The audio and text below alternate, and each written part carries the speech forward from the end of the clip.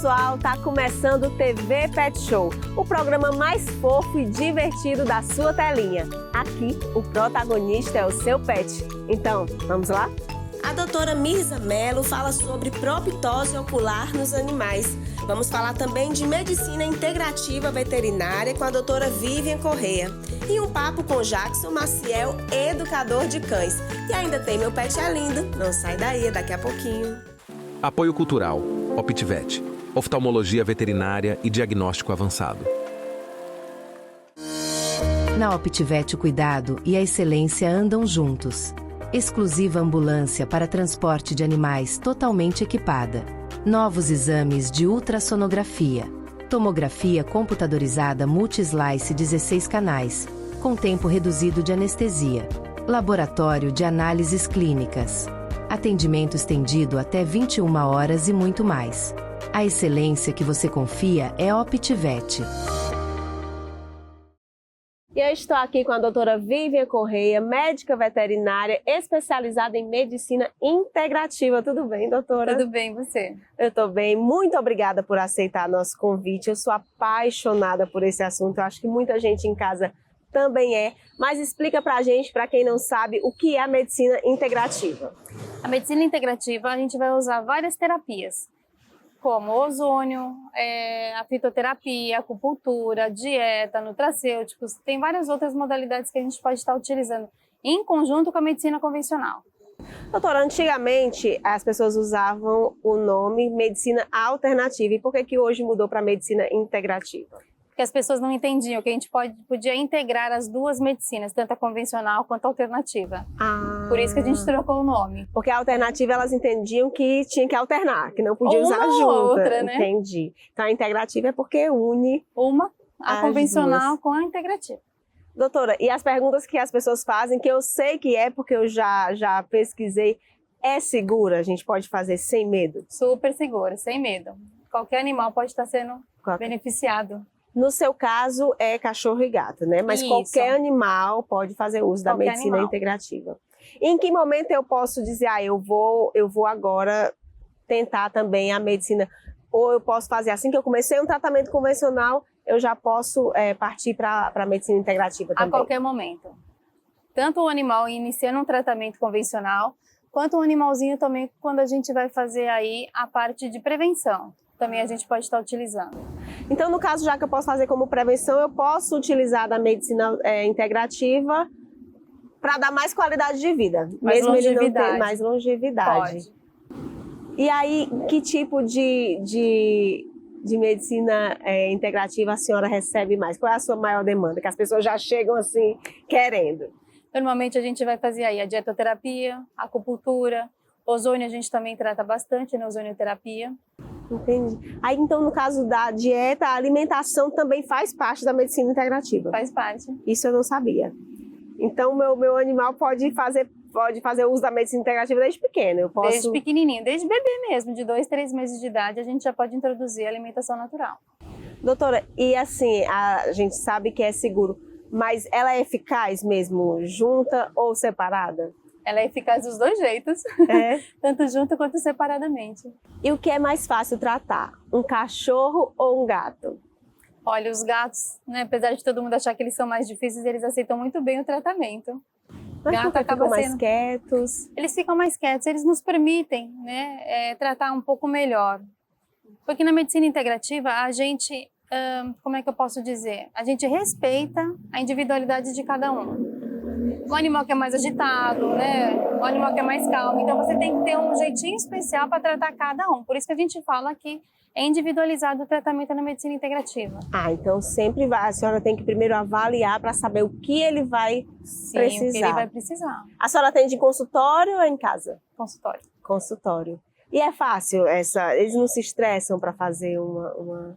Eles se estressam como se fosse uma vacina, né? Mas aí, conforme você vai conversando, vai acariciando, né? Vai conversando mesmo com eles, eles vão se acalmando, eles vão ficando mais à vontade. Quem são os seus maiores pacientes, a sua maior demanda? Gato, cachorro, novo, mais idoso? Os mais idosos a gente atende bastante na medicina integrativa. E a gente consegue dar uma qualidade de vida, doutora? consegue dar uma qualidade de vida e uma longevidade, né? Que coisa boa, doutora. Porque a gente diminui muito quando a gente faz uso da medicina integrativa com a convencional, a gente diminui muito as medicações, né? Até mesmo as doses das medicações que eles precisam. Quando inicia a medicina integrada. Sim. Que fantástico, doutora. Agora, antes de encerrar, eu tenho uma curiosidade que eu ouvi a senhora falando e resolvi perguntar. A questão dos óleos essenciais, doutora. Eu sou apaixonada. Como que a gente pode usar de maneira assim, que eu vá querer usar em casa sem prejudicar o meu animal, que é um óleo seguro para eu usar? A gente pode usar qualquer óleo essencial. O problema todo do óleo é a quantidade, certo? Então, assim, é colocar uma gotinha na mão, friccionar bem a mão, né? E aí você pode fazer um carinho no animal. Você vai ver que conforme você vai acariciando, o benefício do óleo essencial já está ali. Mas aí eu tenho que saber que tipo de óleo, a fragrância não. Sim, aí para cada coisa que você vai querer tratar, a gente vai precisar saber, né, do óleo essencial. Digamos, a lavanda, a gente usa mais para acalmar. A gente pode usar o óleo essencial de alecrim para aumentar o apetite. Né? Então, para cada fantástico, doutora. coisinha ali a gente usa. E só uma curiosidade, por que ir para esse lado da medicina integrativa? Porque eu acho fantástico, eu acho fascinante. Mas por que a senhora decidiu ir pelo caminho da medicina integrativa? Porque, primeiro, que eu não estava contente com tanto de alopatia que a gente mexe, né? E muitas vezes você dá uma medicação, digamos, para um vômito, e ele tem um efeito colateral. Né? Então, se a gente conseguir usar alguma coisa natural para tratar o que eu preciso, sem causar nenhum efeito colateral, é melhor. Que fantástico, doutora. Que bonita a sua decisão, viu? Eu sou apaixonada. Eu acredito, o olho brilha quando fala. Muito obrigada, doutora, por aceitar nosso convite. E antes de encerrar, por favor, fale suas redes sociais para quem quiser acompanhar seu trabalho. Doutora Vivian Correia, né, no Instagram. E também a gente atende no Empório do Pet. Obrigada, doutora, mais uma vez. Eu que agradeço. A minha pet dica é o uso do óleo essencial de lavanda. É só colocar uma gotinha na mão, friccionar e fazer um carinho no seu animal, para ele acalmar.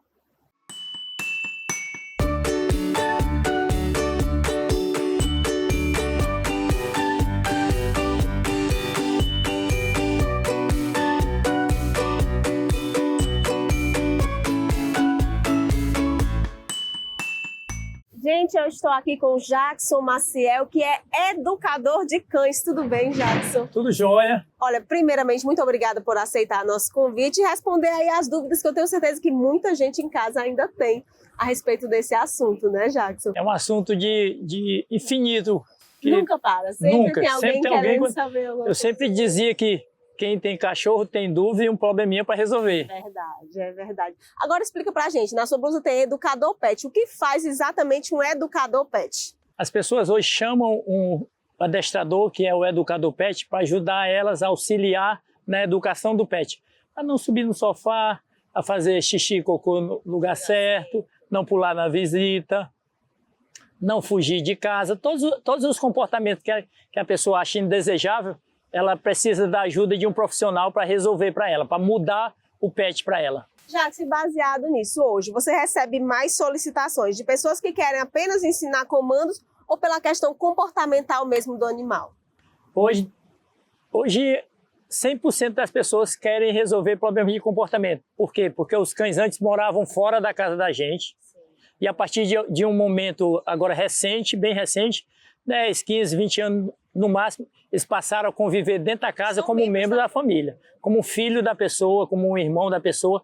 Então ela quer que ele tenha os comportamentos semelhantes ao da gente, ou que deixe pelo menos a casa em paz, que não destrua a casa, que faça as suas necessidades no lugar desejado. Então elas me chamam 100% pelo comportamento, mas aí eu tenho que convencê-las que eu tenho que fazer também os comportamentos, a obediência, os comandos, a obediência básica. Para quê?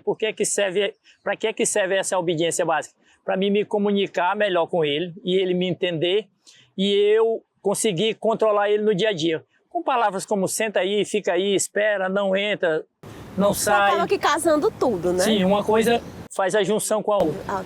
Aí, baseado nisso que você me disse, né? Os animais, eles precisam conviver melhor, por isso que é muito necessário o seu trabalho. Mas aí vem aquele questionamento. Isso não acaba tirando um pouquinho daquela essência brincalhona, da espontaneidade do animal? Ou não? Dá para fazer as duas coisas? Eu faço um paralelo entre uma pessoa que é mal educada, mas ela tem a essência dela, e uma pessoa que é bem educada, ela tem a essência dela. Ela não mudou em nada em ser educada. Ela continua sendo aquela pessoa que ela é, extrovertida, alegre, brincalhona, só que ela é educada. Ela poderia ser alegre, extrovertida, mas poderia ser mal educada também. Então eu faço esse paralelo para as pessoas. Então não muda em nada, não fica robótico como as pessoas acham. Se eu ensinar o meu cachorro a sentar, a deitar, não sei o que, ele vai perder a essência dele, vai perder a personalidade dele. Não perde a personalidade nunca, ele é o que ele é. Só fica educado, né? Que legal. E a idade? Tem uma idade mínima para começar?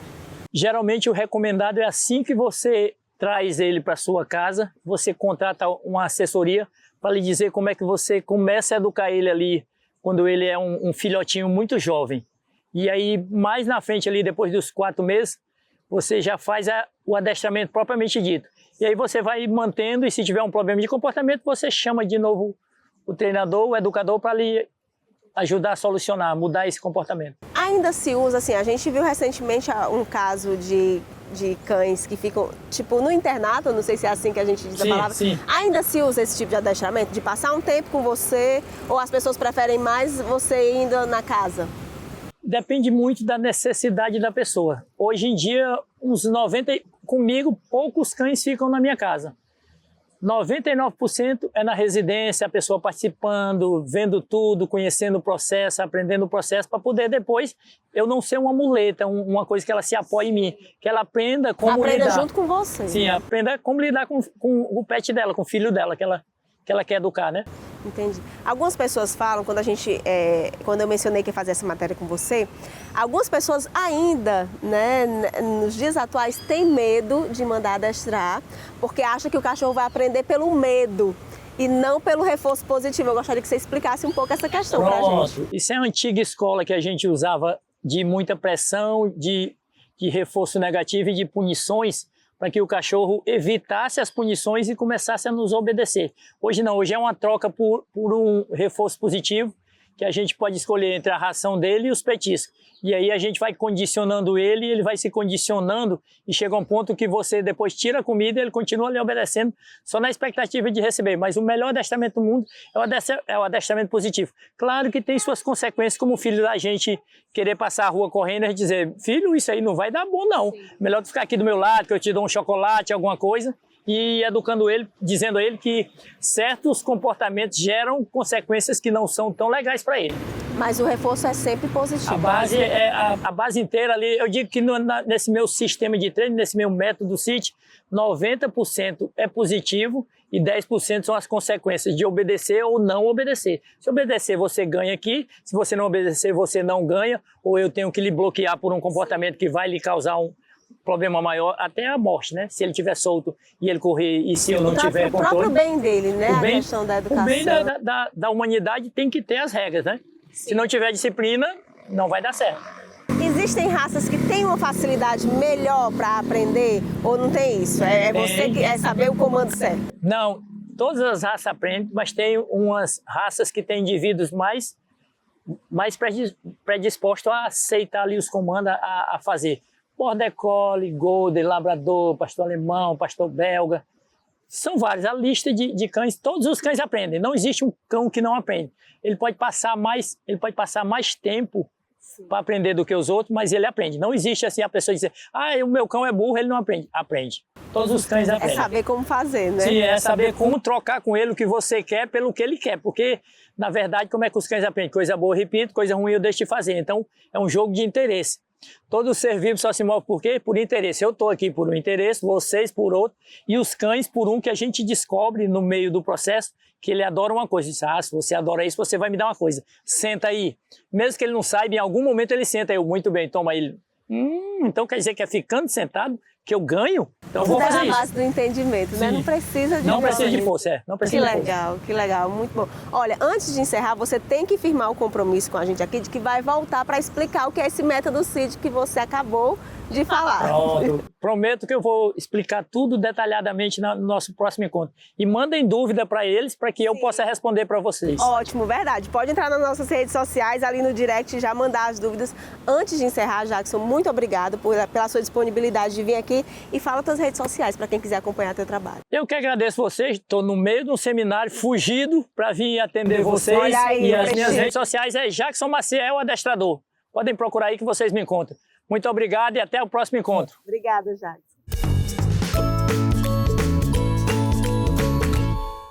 A Pet Dica de hoje é: use a alimentação do seu pet para construir a educação dele. Como é que você vai fazer isso? Você pega o punhado de ração dele, pede alguma coisa do tipo senta e espera ele sentar, e quando ele sentar você oferece. E vai construindo outros comandos como deita, fica e aí entrega para ele. Grande abraço, a gente se vê na próxima dica.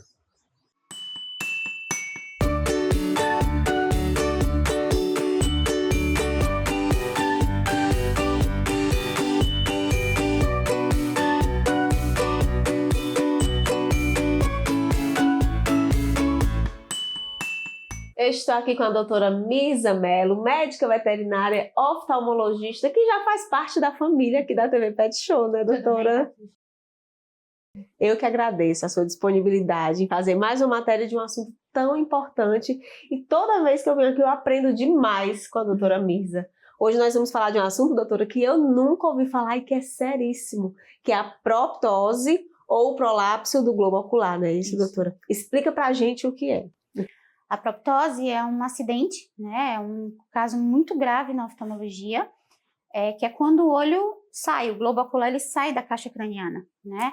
Em geral, a causa são diversas, assim, mas tem que ter alguma coisa que cause um deslocamento muito grande do animal. Então, um chute, um acidente de carro, às vezes em animais mais sensíveis, né? Uma freada que o proprietário lhe dá e o animal vai para frente, quedas, né? Então, aí são brigas com animais maiores, então são as principais causas aí que a gente atende ao prolapso. Doutora, então, mas assim, a senhora falando, já ouvi casos, até o cachorro brincando com outros, acontece isso. Já teve. E o globo sai, de verdade, isso, né? Isso, a proptose é a saída do globo mesmo da caixa, ele desloca e fica externo, né? É um quadro bem grave, né? É muito assustador para o cliente, a gente sempre recebe a pessoa muito angustiada, né? Mas ela, por algumas características de algumas raças, os shih tzus, os bulldogs, né, os braquicefálicos, aí são os principais que apresentam isso, eles têm a fenda palpebral muito grande, então ela não dá um suporte bom ao globo ocular, e o cão ele tem uma característica óssea que proporciona com que isso aconteça, né, facilita com que isso aconteça, que o arco zigomático aqui, que é esse osso na lateral, que no humano, se a gente palpar aqui, ele é fechadinho, né, ele é completo, no cão ele é incompleto, né, ele é aberto.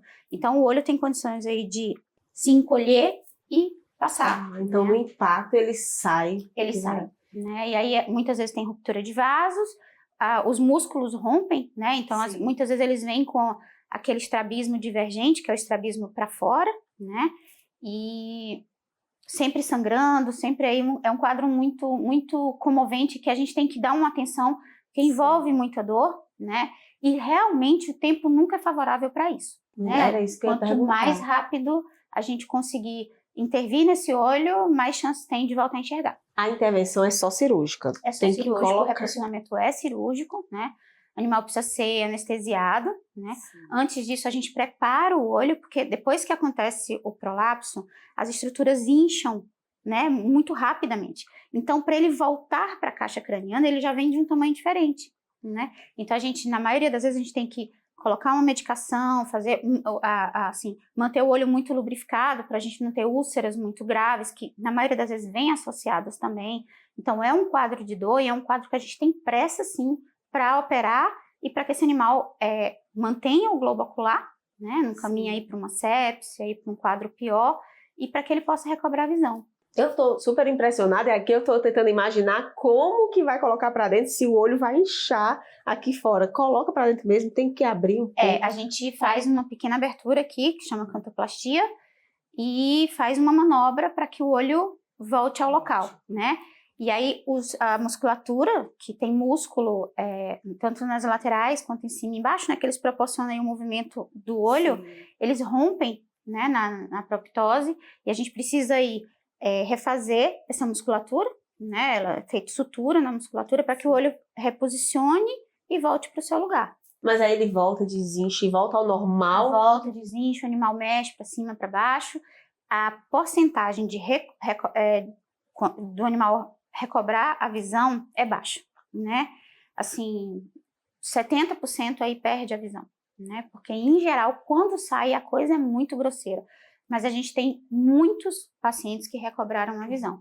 O tempo é o que realmente deixa a coisa favorável. O tempo é o fator chave disso. Então, né? aconteceu, não tem que esperar. As primeiras 24 horas são imprescindíveis para que a gente possa chegar nesse olho, já operar, já reposicionar e começar um tratamento aí com medicamento, com anti-inflamatório, para que a gente possa recobrar a visão. Eu sei que eu acho até difícil de responder, mas tem o que a gente possa fazer para evitar essas coisas? Evitar impacto? Pacientes como Shih Tzu, né, como os Bulldogs, que a fenda palpebral é muito grande, o olho não tem onde se ancorar, né? Eu já tive proprietária que foi pentear o cachorro e o olho saiu, né? Puxou. Puxa muito para trás. Às vezes eu tô aqui em consulta, eu tenho sempre muito cuidado, porque às vezes a gente está expondo ali o olho, né? E o oftalmologista, na maioria das vezes, atende no escuro, então a gente às vezes perde um pouco a mão por isso que eu sempre atendo com outra pessoa presente que me acompanha, né? Ou os funcionários aqui, a Valéria ou o Rafael, para que possam ir vendo quanto eu exponho e me sinalizando aí que eu não posso expor demais o olho. Mas, doutora, então nesse caso, até o banho no pet shop a gente tem que ter um cuidado. Com o manuseio para não... E às vezes não é maus tratos, não foi uma coisa intencional. Ia acontecer se esse Shih Tzu fosse penteado em casa, né? Infelizmente acontece muitas vezes no pet shop, porque o pet shop, o paciente está lá. Às vezes ele se recusa a botar um laço, né? Já vem aí do manuseio do banho e tudo, e na hora de pentear, muitas vezes isso acontece, né? E causa um problema, mas ia acontecer. Doutora, olha, é um assunto que eu tô aqui de boca aberta, literalmente, a doutora explicando, e eu aqui impressionada. Eu acredito que muita gente em casa vai ficar com dúvida, vão nos mandar pergunta, e aí eu espero que a senhora volte aqui para falar mais sobre esse assunto. E é o que eu digo, eu sempre aprendo demais quando eu venho aqui, a gente aprende a ter um cuidado maior, né, doutora? Com pequenos detalhes. Sobre a proptose, só tinha uma coisa que eu queria falar, é que muitas vezes a primeira atitude do clínico, às vezes, é querer nuclear. A gente até entende, porque o quadro realmente é feio, né? O paciente vem angustiado, a família vem toda muito angustiada ali, e às vezes a enucleação é a única coisa que passa na cabeça do clínico. Mas encaminha esse paciente para o oftalmologista, porque muitas vezes a gente tem recursos que às vezes eles não conhecem, né?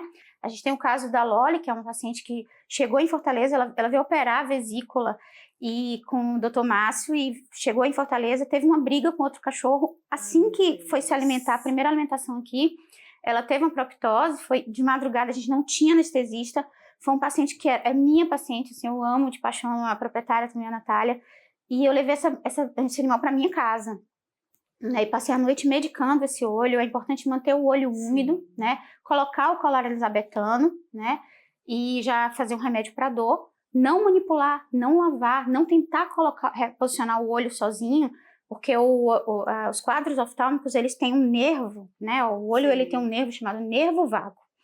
Então o vago ele não aceita desaforo.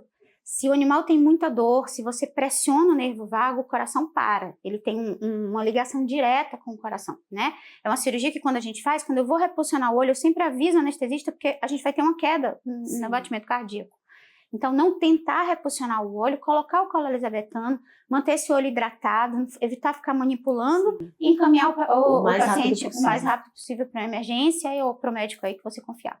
Doutora, olha, muitíssimo obrigada por trazer um assunto tão importante aqui pra gente, doutora. Antes de encerrar, por favor, fale suas redes sociais para quem quiser acompanhar seu trabalho. O Instagram é @clinicaoptivet, né? E a gente sempre está postando lá novidades. Vou ver se eu posto alguma coisa aí sobre proptose, para quem ficar curioso ir lá e dar uma olhada. Doutora, obrigada mais uma vez. Eu que agradeço a presença de vocês.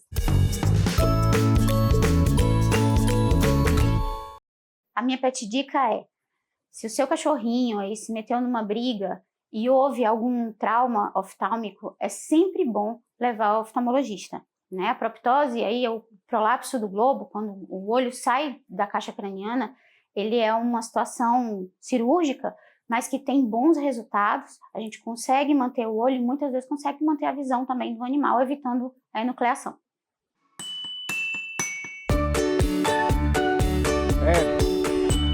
Olha o gigante.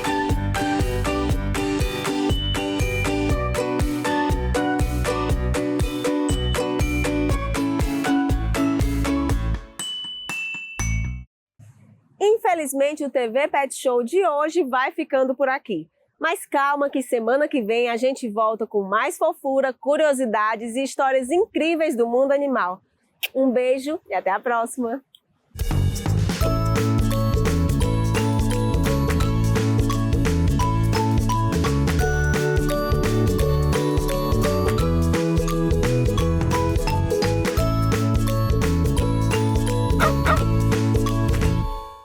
Apoio Cultural, OptiVet, oftalmologia veterinária e diagnóstico avançado. Na OptiVet o cuidado e a excelência andam juntos. Exclusiva ambulância para transporte de animais totalmente equipada. Novos exames de ultrassonografia. Tomografia computadorizada multi-slice 16 canais, com tempo reduzido de anestesia. Laboratório de análises clínicas. Atendimento estendido até 21 horas e muito mais. A excelência que você confia é OptiVet.